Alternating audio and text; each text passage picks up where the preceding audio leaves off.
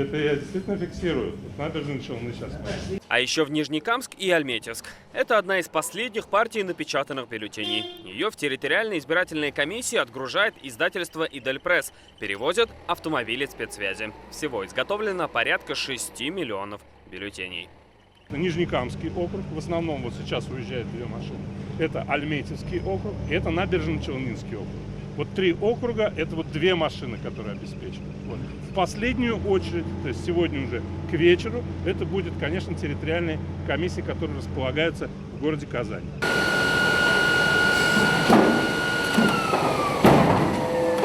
Так уничтожаются бракованные бюллетени. Их 1,5% от общего количества. Процесс контролируют члены Центра избиркома республики. Идет приладка листа, чтобы выйти на свет, чтобы нормальный бюллетень, любой заказ нормальный, чтобы получился, идут приладочные листы. Вот внутри забракованных этих бюллетеней присутствуют и такие листы. Сегодня в республике начали работу все избирательные участки. Всего их 2810, и они до 13 сентября принимают заявления от желающих воспользоваться системой «Мобильный избиратель».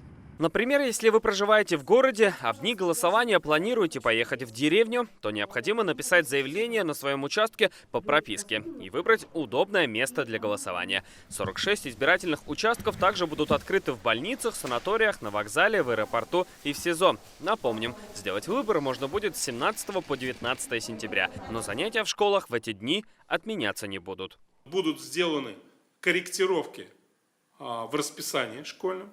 И будет больше внимания уделено внешкольной работе, внеклассной работе, урокам на свежем воздухе, урокам в музеях и так далее. Этот вопрос отработан. Что касается санитарной безопасности на участках, то на входе проведут термометрию. Здесь будут антисептические средства, маски, перчатки, индивидуальные авторучки для голосующих. Салават Мухаммадуллин, Даниил Филатов, ТНВ, Казань. Закажи рекламу на ТНВ. Телефон в Казани 5 705 100.